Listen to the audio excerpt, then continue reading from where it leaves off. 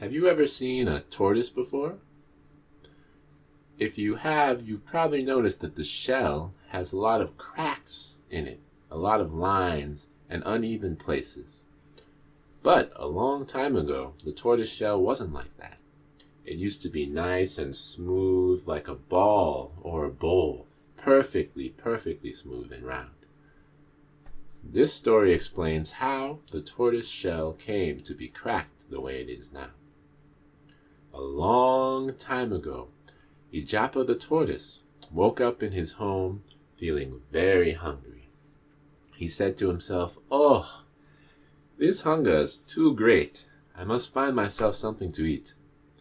So he went and looked about the house. He went into the kitchen and opened the cabinet, but there was nothing there. Next he went and opened a drawer, but it too was completely empty. He went to the refrigerator and pulled it open, only to find absolutely nothing there. He looked throughout the entire kitchen, every cabinet, every drawer, every space he could look, and through the whole house. And the only thing he could find was one measly piece of bread. Plain, regular bread. Ijapa, of course, was not very happy about this. He called out to his wife, Wife, come here now." His wife came in from the other room, and Ijapa said, "Now, what is the matter with this house? Where is all of our food? Where has it gone?" His wife looked at him and said, "Ijapa now, you know there's been a drought in the land for a long time. We haven't had much food anywhere. I'll go to the market again today, but they probably won't have much food there either, you know. So we'll just have to make do." Ijapa was very disappointed to hear this and very frustrated. But, as his wife said, there was nothing else he could do but eat what he had. So he took the one little piece of bread and began munching it very grumpily. And as he was munching this bread, he looked to the calendar in the kitchen, and he noticed that today was the day of the annual festival in the bird kingdom. Once a year, the king of the birds would call all the birds of the lands together to celebrate, and they would sing, and they would dance, and of course, they would eat. And when Ijapa saw this, his mind began to hatch a plan. Next, Ijapa took his best hat and put it on his head, and he walked to the part of the forest where birds are often seen. And he started strutting about, looking very important in his very nice hat, until eventually a bird noticed him and flew down to speak with him. The bird said, "Hello there, Ijapa. How are you today? You look to be doing very well in your beautiful hat." Ijapa said, "Oh, thank you. Yes, I am well. I am glad you like my hat. It is very nice, although I do think there's one thing that could make it nicer." The bird said, "Oh, what could that be?" And Ijapa said, "Well, I'm looking at your beautiful coat of feathers. Oh, they're all so divine, so wonderful. And I was thinking, if I just had even one feather of yours to put in the rim of my hat, then it would truly be a perfect piece of work." And of course, the bird, hearing this, was very flattered, and he couldn't help but give Ijapa what he asked for. So he plucked one feather from his coat and gave it to Ijapa to put in his hat. Ijapa said, "Oh, thank you so much. Now my hat will truly be perfect and will be the envy of all the land. Thank you." And so Ijapa went back home with the feather from the bird. Then Ijapa left his hat at home and went to the same place in the forest, but this time he walked about looking very sluggish and very tired, yawning often and holding his head as if he was extremely exhausted. Then another bird saw him, and came to talk to him and said, "Ah, Ijapa, what's the matter with you now? You look like you haven't slept in days. What's going on?" And Ijapa said, "Oh, my friend, you guessed correctly. I have tried to sleep, but I can't sleep well at all. My pillow at home, I don't know what's wrong with it. It's so rough, it's so lumpy, it just keeps me up all night long, and there's nothing I can think to do about it." The bird, of course, felt very sorry for Ijapa and said, "Oh, I'm sorry, my friend. Is there anything I can do?" Ijapa said, "Well, there might be one thing. I'm looking at you now and I see this wonderfully soft-looking coat of feathers, each one just like a piece of cotton. And I feel that if I just had one of your feathers to put into my pillow, it would make my sleep so much better." And of course, hearing this, the bird was very, very flattered. And he couldn't help but give Ijapa what he had asked for. So he plucked one of his feathers and gave it to Ijapa. And Ijapa said, "Oh, thank you so much, my friend. This will be a wonderful, wonderful help to me. I'm sure my sleep will be much better. Thank you." So Ijapa took the feather and he went back home. Next, Ijapa came back, and this time he came with a handful of papers, and he looked as if he was reading over them as he walked. Another bird saw Ijapa in the forest and came to ask him about it. He said, "Ah, Ijapa, what are all these papers? What is it that you're reading?" Ijapa responded, "Oh, my friend, I'm not reading, I'm looking over these. I've been trying to write a novel.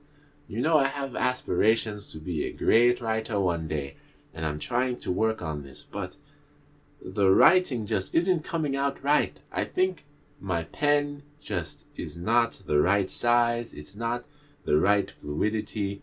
It's really just, I don't like the way that it looks at all."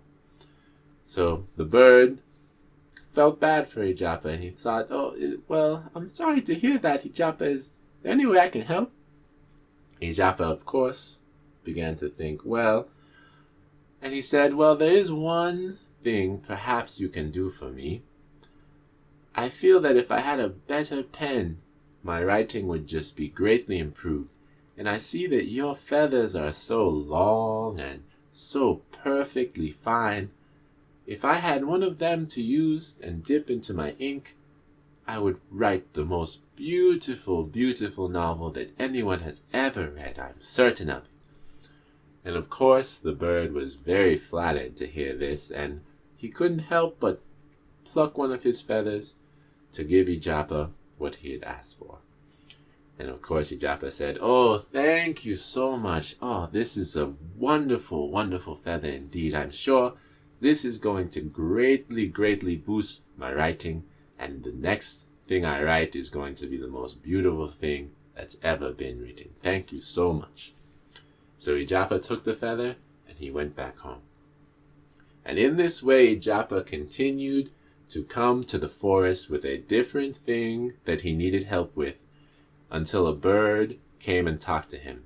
And repeating this process again and again, he gathered one feather from every bird in the entire forest. Now, finally, once Ijapa had one feather from each bird, he went back to his house and he asked his wife to help him to glue all of the feathers onto his body.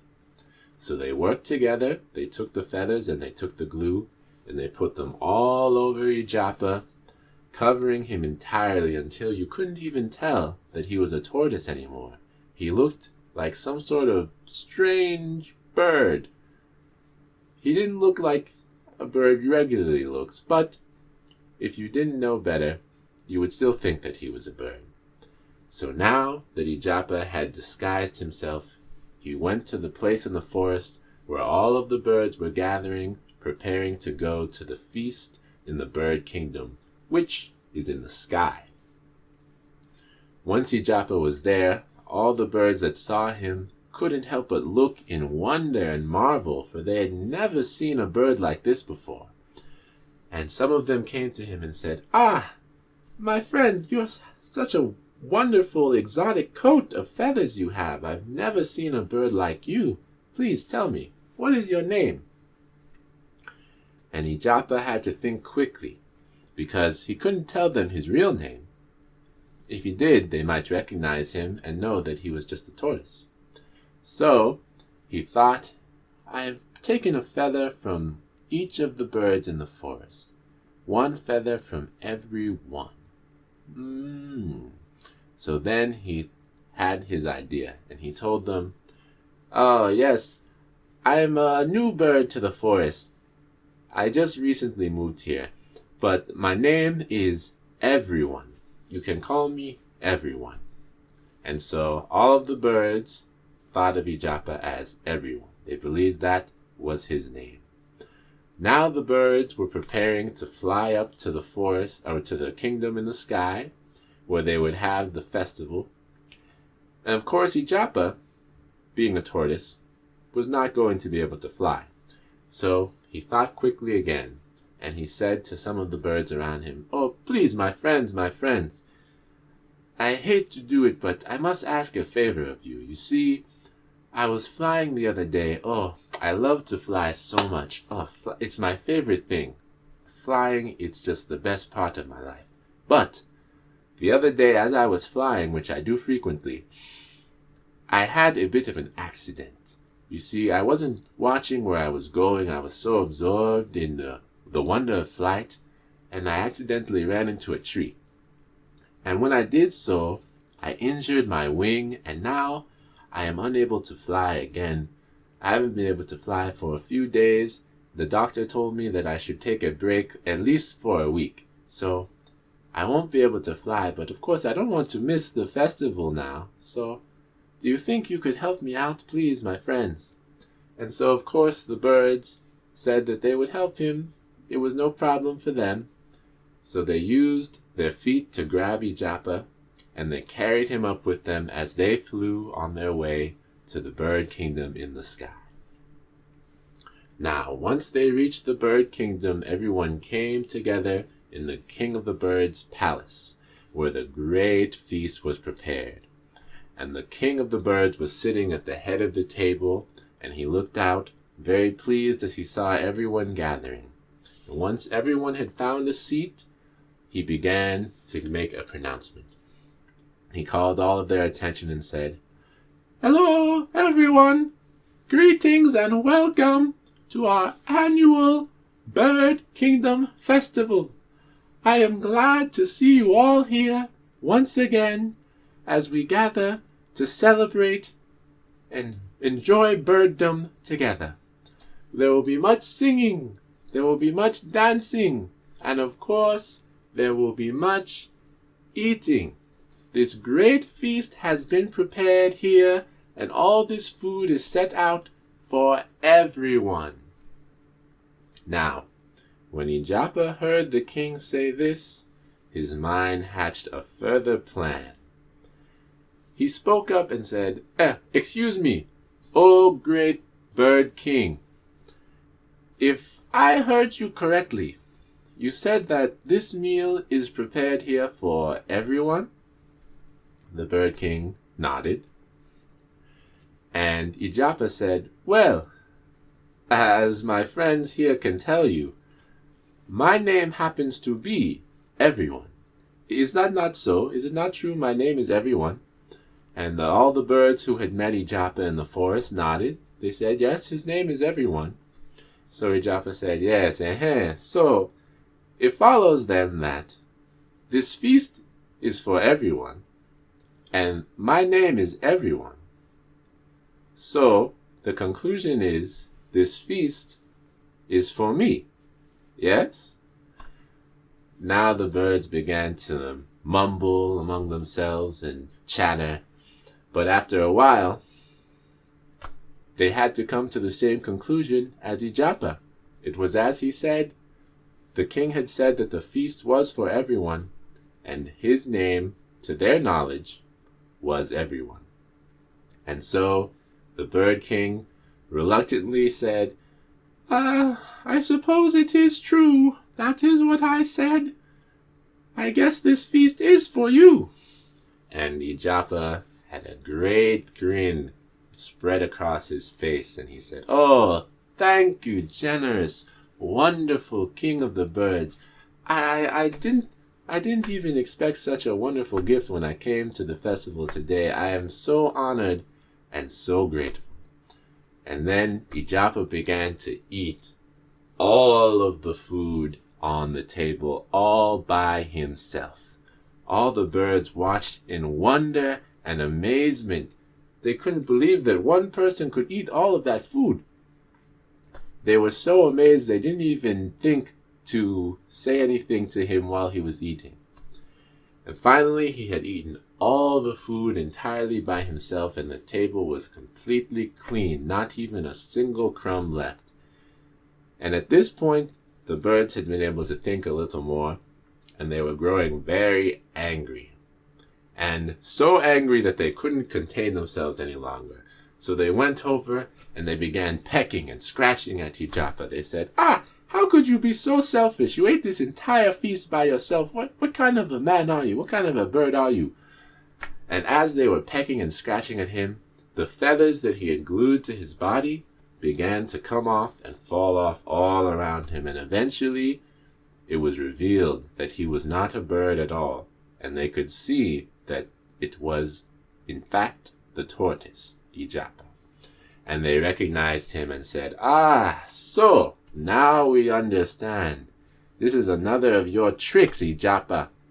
But you won't get away with it this time. And the bird king spoke up and said, "Ijapa, you have gone too far this time. Your treachery has brought a great, great dishonor to the bird kingdom.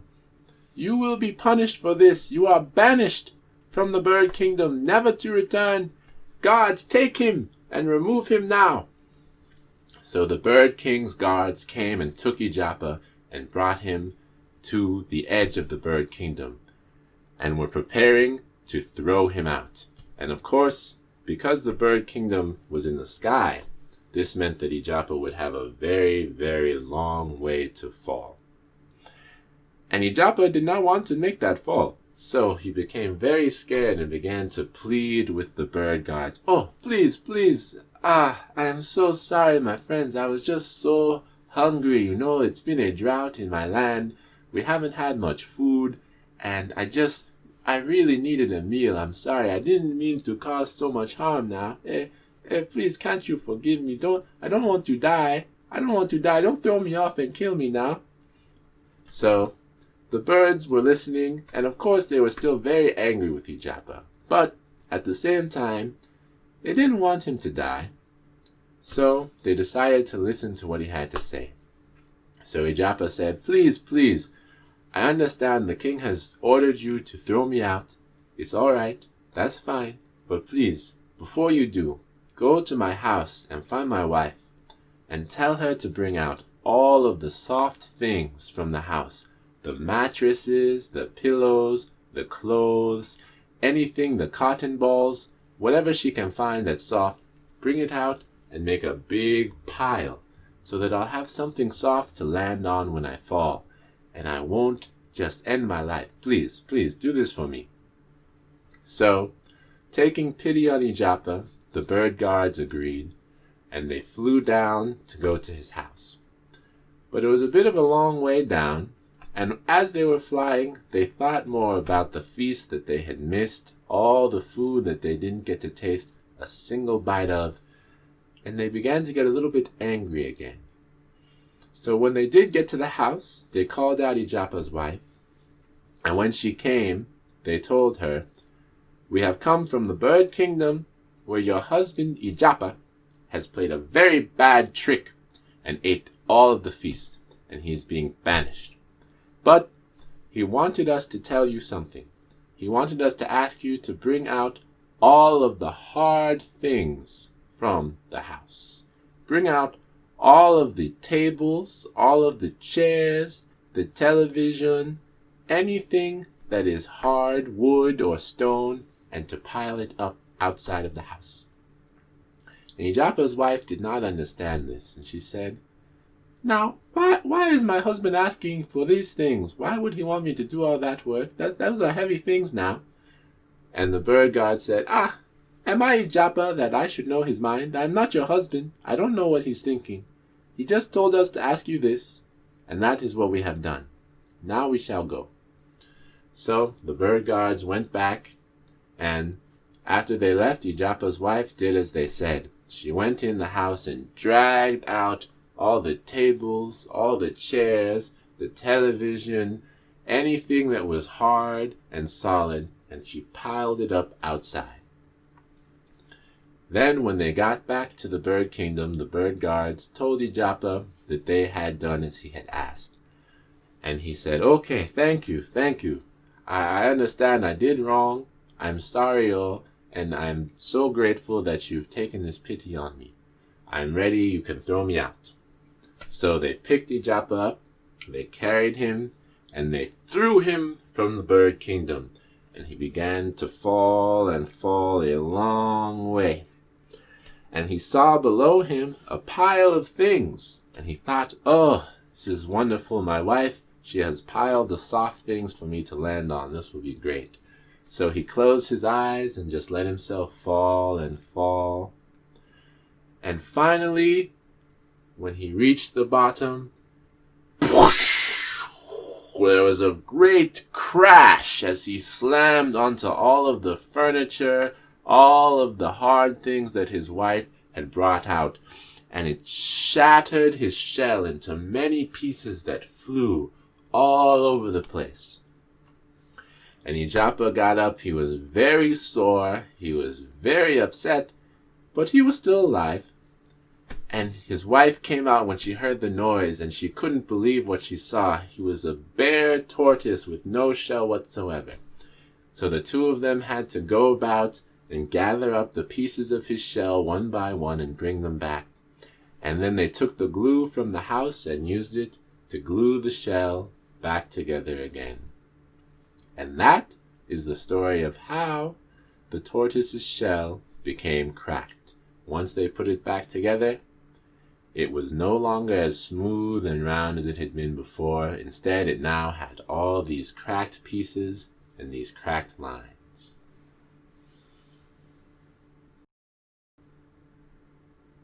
This story is an example of a pourquoi, or an etiological tale. These are stories that explain why something is the way it is, or in other words, an origin story. Now, a lot of times these stories use fantasy and magical elements to give explanations that aren't necessarily realistic. So depending on your child, you might want to explain to them that they shouldn't take things too literally in the story. Now, I learned this tale from my grandmother, who learned it growing up in Nigeria through the oral tradition. And unfortunately, I haven't been able to find a version of it in any book. But there is a book that has a lot of other Ijapa tales in it, a great collection called Ijapa the Tortoise, a book of Nigerian folk tales. This is a collection by Margaret Bowman, and it's published by Dover Publishing. It's available in print and an ebook from Dover Publishing, and a lot of other vendors carry the ebook as well. Well, I hope that you've enjoyed this telling, and I hope that you'll enjoy sharing tellings of your own with the children in your lives.